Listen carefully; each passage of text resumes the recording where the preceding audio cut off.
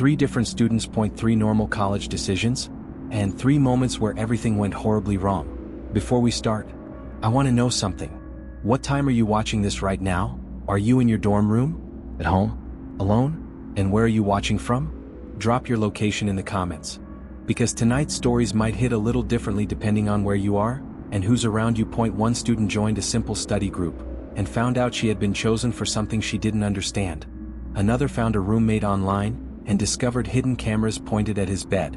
And the last downloaded a study app that knew what he was thinking and wouldn't let him delete it.at first. All of them thought they were just stressed, overreacting, imagining things they weren't.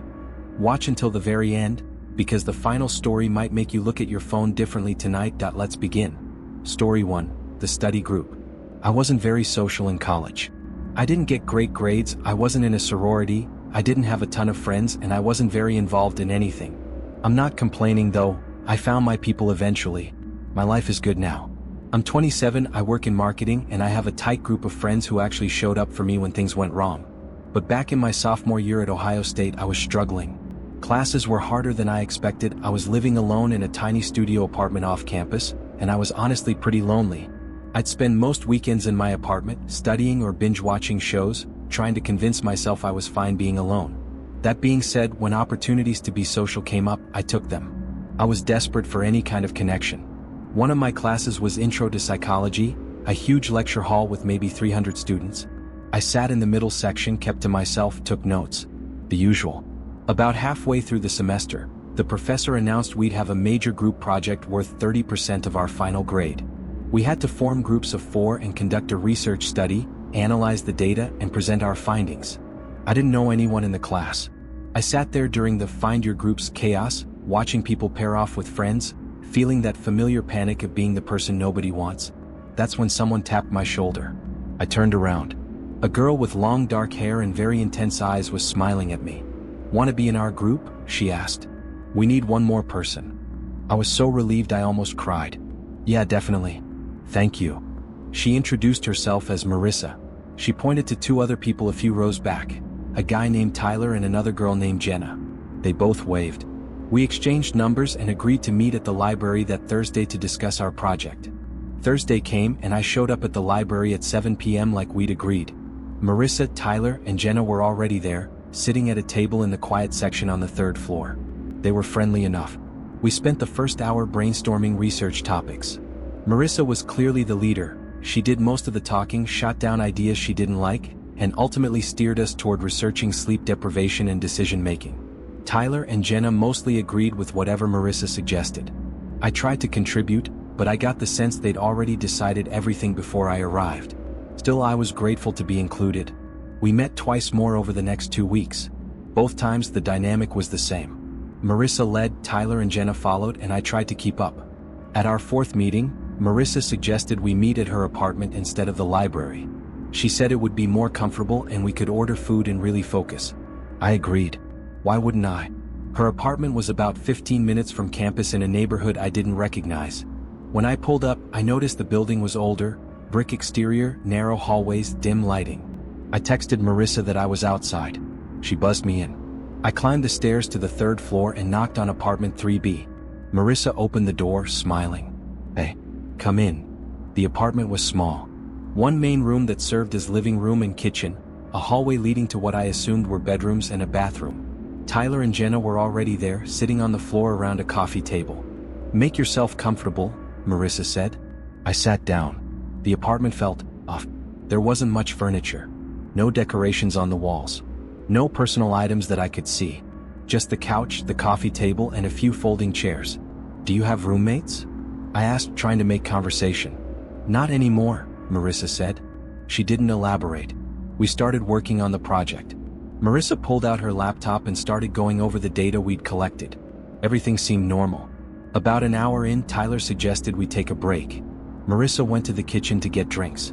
That's when I noticed something weird. On the coffee table, partially hidden under some papers, was a notebook. The cover was worn and it was open to a page filled with handwriting. I wouldn't have thought much of it except that I saw my name, my full name, written multiple times, along with what looked like my schedule, my class times, the building numbers, the days I had class. My stomach dropped. I tried to act casual. "Hey Marissa? What's this notebook?" She came back from the kitchen, saw what I was looking at, and her expression changed. Just for a second. Then she smiled. "Oh, that's nothing. Just keeping track of everyone's availability for meetings." But that wasn't what it looked like. It looked like she'd been tracking my movements. I glanced at Tyler and Jenna. They were both staring at me. Not casual stares. Focused. Intense.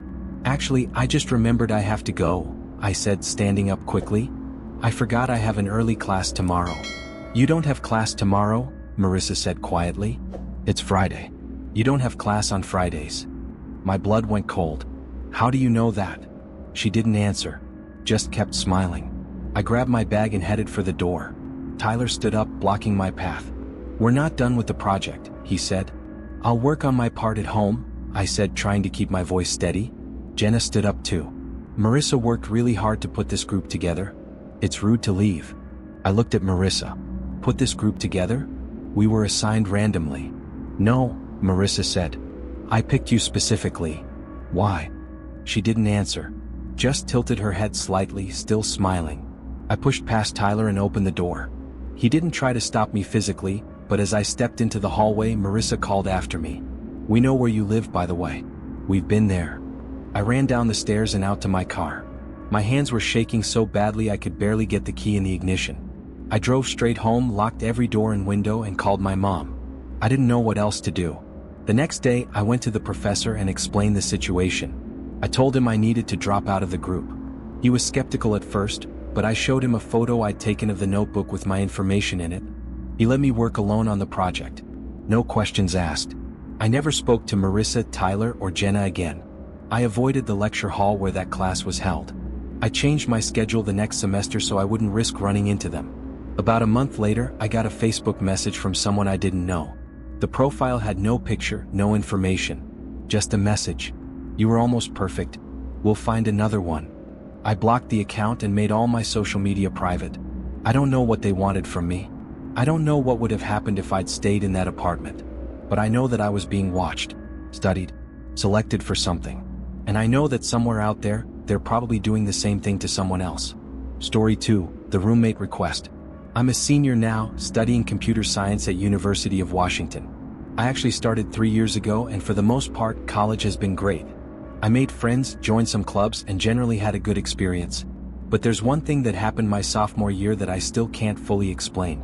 I was living in the dorms my freshman year, but for sophomore year, I wanted more independence.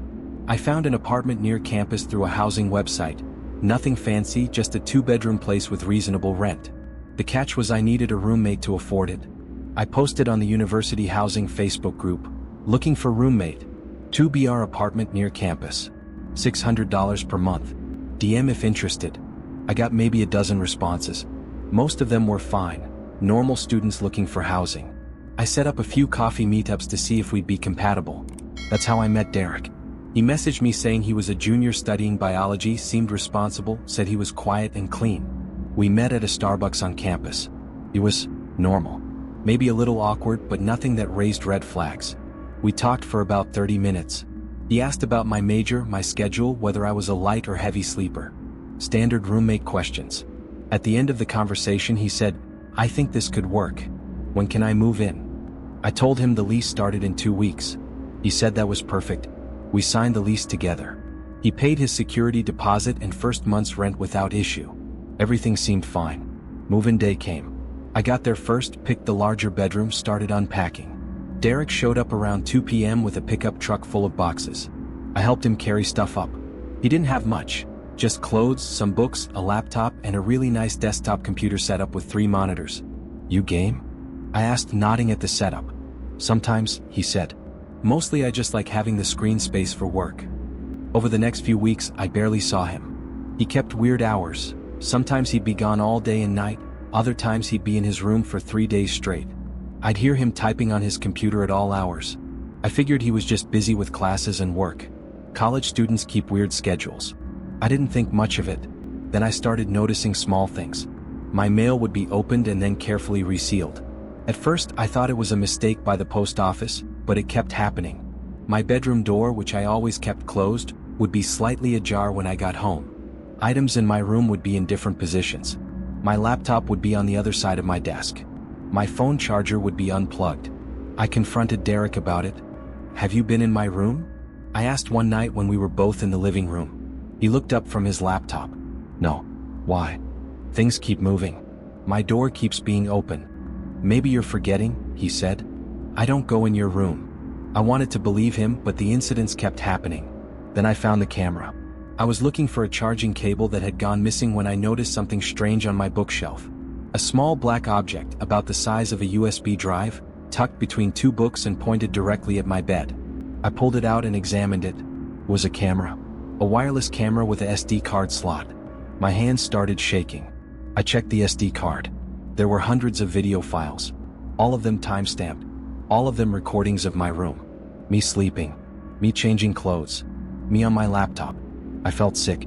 I immediately went to Derek's room and pounded on the door. No answer. I tried the handle. Locked. I called campus security. They came, but Derek still didn't answer. They said they couldn't force entry without evidence of immediate danger. I showed them the camera. They took it seriously then. They called the actual police. When the police arrived, they knocked on Derek's door. Still no answer. They ended up getting the landlord to unlock it. The room was empty. Not just Derek gone for the day, empty. Completely empty. No furniture, no clothes, no computer setup. Nothing. Like he'd never been there at all. The police searched the apartment. Found 2 more cameras. One in the bathroom hidden in the vent and one in the living room tucked inside a smoke detector. They took the cameras as evidence and filed a report. They tried to track down Derek using the information from the lease. Here's where it gets weird. The phone number he'd used was disconnected. The email address bounced back. The name on the lease, Derek Morrison, didn't match any student records at the university. He'd used fake credentials. The police told me he'd likely stolen someone's identity to pass the background check. They said cases like this happen sometimes. People who get off on surveillance who target college students because we're trusting and naive. They never found him. I moved out immediately. Stayed with a friend until I could find a new place. I filed a report with the university, and they sent out a campus-wide alert about the situation. They advised students to be careful when finding roommates online, to verify identities, to trust their instincts. About a month later, I got an email from an address I didn't recognize. No subject line. Just a message. "You were my favorite. I'm sorry I had to leave." I forwarded it to the police. They tried to trace it. It came from a VPN. Untraceable. I changed all my passwords, got a new phone number, made all my social media private. I graduated last year. I live alone now. I will never have a roommate again. And I check every room I stay in, hotel rooms, Airbnbs, friends' apartments, for cameras. Because I know now that the person you trust with your keys might be the person watching you sleep. Story 3, the study app. I'm a grad student studying data science at MIT. I actually started a few months ago and I was in a good place, all things considered. Classes were challenging but manageable. I made a couple of friends and I found a decent apartment in Cambridge. The only downside? The workload was intense. I was constantly behind on assignments, struggling to keep up with readings, and stressed about my thesis proposal. That's when I found StudySync. It was an app that supposedly used AI to optimize your study schedule based on your learning patterns. It would track what you studied, when you studied, how long it took you to complete assignments, and then generate a personalized schedule to maximize retention and efficiency. It sounded too good to be true, but it had good reviews and it was free, so I downloaded it. The setup process was thorough. It asked for access to my calendar, my class schedule, my assignment deadlines. It wanted to know my sleep patterns, my stress levels, even what I ate and when. I gave it all that information. Why not? I needed all the help I could get. For the first few weeks, it was amazing. The app would send me notifications reminding me when to study, when to take breaks, even when to eat and sleep. My productivity skyrocketed. I was getting more done in less time, retaining information better, and actually feeling less stressed. I recommended it to everyone I knew. Then things started getting weird. The notifications became more personal. Instead of "time to review your lecture notes," they'd say things like, "You seem stressed about your thesis. Take a walk to clear your mind." Or, "You didn't sleep well last night. Consider a nap at 2 p.m. Or, "You're thinking about calling your mom. You should. She misses you." That last one freaked me out. I was thinking about calling my mom. I had been for about an hour debating whether it was too late to call. How did the app know that? I checked the permissions. I hadn't given it access to my microphone or my messages. just my calendar and activity data. But the notifications kept getting more specific. The person you're texting doesn't actually want to meet up. Your professor noticed you were distracted in class today. You left your apartment without your ID. You'll need it later. Every single one was accurate. I started to panic. I checked online to see if anyone else had similar experiences with StudySync. I found a few Reddit threads. People describing the same thing, notifications that were too accurate, too personal, too invasive. But here's the creepy part. When I went back to check those threads a few hours later, they were deleted. All of them. Like they'd never existed. I tried to uninstall the app. It wouldn't delete. I'd hit uninstall and it would seem to work, but then the app would still be there. Still sending notifications. I reset my phone. Completely wiped it. Set it up as a new device. The app reinstalled itself. I don't know how. I don't know if that's even possible. But it was there. The notifications continued. You're trying to get rid of me.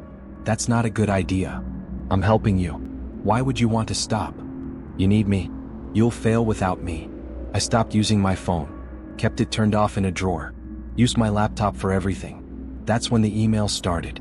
Same style as the notifications. Personal. Specific. Unsettling. You haven't checked your phone in 3 days.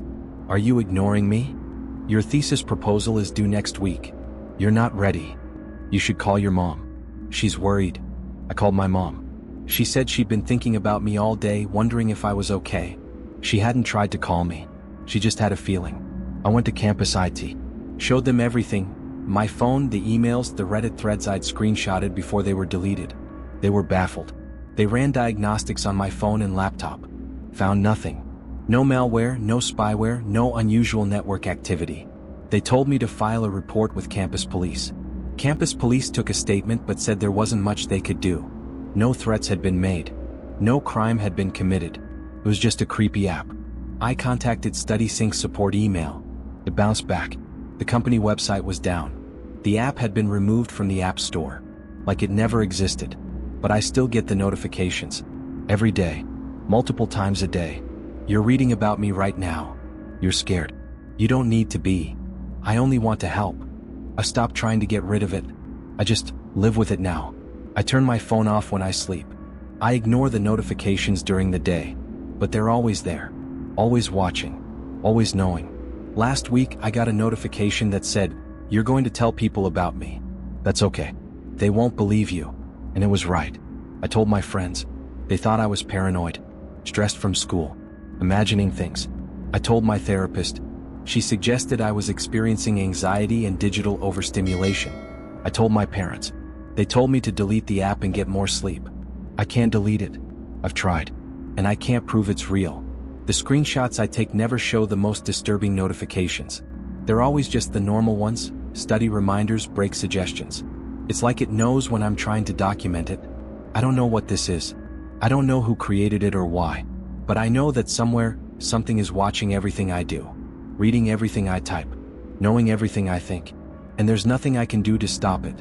Thanks for watching the video to end. If you're a student using public Wi-Fi on campus, protect yourself. Use my link in the description to get 3 extra months free. Stay safe out there. And maybe think twice before giving an app access to your entire life. You never know who's really on the other end.